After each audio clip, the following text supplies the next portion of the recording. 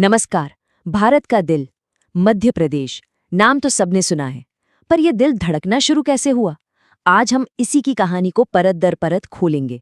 ये सिर्फ नक्शे पर कुछ लकीरें खींचने की कहानी नहीं है, बल्कि ये सियासत, बड़े बड़े समझौतों और एक ऐसी पहचान को गढ़ने की दास्तां है जो आज भी खुद को तलाश रही है। तो चलिए इस कहानी की शुरुआत करते हैं एक बड़ी ही दिलचस्प पहेली से। एक ऐसा सवाल जो आज भी कई लोगों को चौंका देता है। हाँ, सवाल बिल्कुल सीधा है। अगर राजधानी भोपाल है तो फिर हाईकोर्ट जबलपुर में क्या कर रहा है? ये कोई गलती या संयोग नहीं है। यकीन मानिए, इसी एक सवाल के जवाब में ना पूरे मध्य प्रदेश के बनने की रोमांचक और सियासी कहानी छुपी हुई है। तो इस गुत्थी को सुलझाने के लिए हमें थोड़ा समय में पीछे जाना होगा। चलिए चलते हैं 1947 के ठीक बाद के भारत में, क्योंकि उस वक्त का जो मध्य भारत था वो आज जैसा बिल्कुल नहीं था। वो एक बिखरा हुआ, उलझा हुआ राजनीतिक नक्शा था। जरा सोचकर देखिए, आज़ादी के बाद का दौर, मध्य भारत कई रियासतों और प्रांतों का एक कह सकते हैं एक उलझा हुआ जाल था। हर किसी का अपना झंडा, अपने कायदे कानून।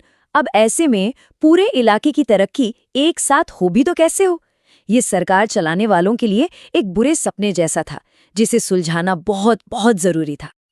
तो ठीक है, ये जो बिखरा हुआ नक्शा था, इसके 4 बड़े टुकड़े कौन कौन से थे?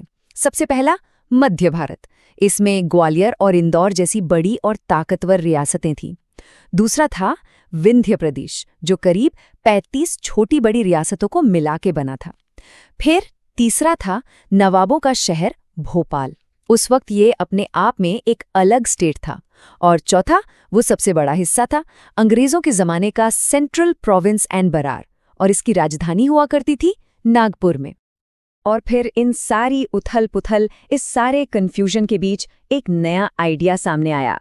एक बड़ा ही साहसिक विचार जो इस बिखरे हुए नक्शे को हमेशा हमेशा के लिए बदलने वाला था। ये आइडिया था राज्य पुनर्गठन आयोग, जिसे 1953 में बनाया गया। इसे फजल अली कमीशन भी कहते हैं। और इसका मिशन कोई छोटा मोटा नहीं था, बहुत बड़ा और ऐतिहासिक था। पूरे भारत की अंदरूनी सीमाओं को भाषा और संस्कृति के आधार पर फिर से खींचना।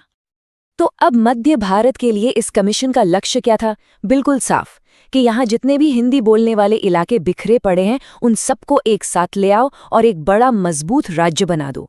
सुनने में, मतलब कागज पर, तो ये प्लान बड़ा जबरदस्त लग रहा था, लेकिन असलियत में इसे जमीन पर उतारना कहीं ज्यादा मुश्किल साबित होने वाला था। और अब हम आते हैं इस कहानी के सबसे दिलचस्प मोड़ पर। क्योंकि देखिए, जब नक्शे पर लकीरें खींची जा रही थी ना, तब बंद दरवाजों के पीछे असल खेल चल रहा था। जबरदस्त सियासत, मोल भाव, और इसी खेल ने नए राज्य की तकदीर लिख दी। एक मजेदार बात यह है कि जब इतने बड़े हिंदी भाषी राज्य का प्रस्ताव देश के प्रधानमंत्री जवाहरलाल नेहरू के सामने रखा गया, तो वो खुद भी हैरान रह गए थे। उनका पहला रिएक्शन था, अरे, इतना लंबा चौड़ा और बेढंगा प्रदेश कैसे बन सकता है?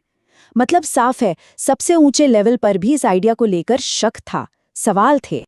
और यहीं इसी पॉइंट पर हमारी उस पहली पहेली का जवाब मिलता है, एक बड़े पॉलिटिकल समझौते, एक ग्रेट कॉम्प्रोमाइज की शक्ल में। देखिए, ये सिर्फ जमीन का बंटवारा नहीं था, ये था पावर का बंटवारा।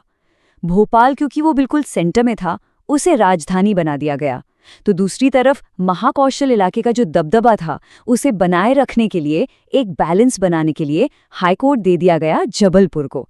मतलब एक ही फैसले से इस नए राज्य के 2 पावर सेंटर बना दिए गए। पर रुकिए, खींचतान सिर्फ राजधानी और हाईकोर्ट पर ही खत्म नहीं हुई।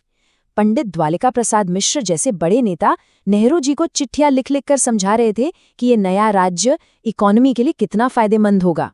दूसरी तरफ यूपी के कद्दावर नेता गोविंद वल्लभ पंत, वो ललितपुर जैसी एक छोटी सी तहसील भी देने को तैयार नहीं थे। अब इस तरह की पॉलिटिकल दखलंदाजी से जो कमीशन के मेंबर थे के.एम. पणिक्कर, वो इतने तंग आ गए थे कि वो लगभग निराश हो चुके थे। तो इन तमाम सियासी लड़ाइयों, बहसों और समझौतों के तूफान से गुजरने के बाद आखिरकार वो दिन आया जब भारत के नक्शे पर एक नए राज्य ने जन्म लिया। और वो तारीख थी 1 नवंबर 1956, एक ऐतिहासिक दिन जब नए मध्य प्रदेश ने आधिकारिक तौर पर भारत के नक्शे पर अपनी जगह बना ली। तो सवाल ये है कि ये नया राज्य बना कैसे, किन टुकड़ों को जोड़ा गया। चलिए इसे समझते हैं। देखिए, मध्य भारत, विंध्य प्रदेश और भोपाल स्टेट, ये तीनों तो पूरे के पूरे इस नए राज्य में आ गए। इनके साथ मिला सेंट्रल प्रोविंस का वो बड़ा हिस्सा जहां हिंदी बोली जाती थी। लेकिन कुछ इलाके छूटे भी, जैसे नागपुर समेत 8 मराठी बोलने वाले जिले, वो चले गए तब के बॉम्बे स्टेट में। और हाँ, राजस्थान के साथ भी एक छोटी सी अदला बदली हुई। सिरोंज सब डिवीजन मिला और सुनेल टप्पा का इलाका देना पड़ा। अब इतना बड़ा नया राज्य बन तो गया, तो इसे चलाने का, इसकी नींव रखने का जिम्मा किसे मिला? ये जिम्मेदारी मिली इसके पहले मुख्यमंत्री पंडित रवि शंकर शुक्ल को और पहले राज्यपाल डॉक्टर पट्टाभी सीतारमैया को। लेकिन जैसा कि शुरू में ही कहा गया था, कहानी यहाँ खत्म नहीं होती, क्योंकि किसी भी राज्य का नक्शा या उसकी पहचान वो पत्थर की लकीर नहीं होती, वो वक्त के साथ बदलती रहती है।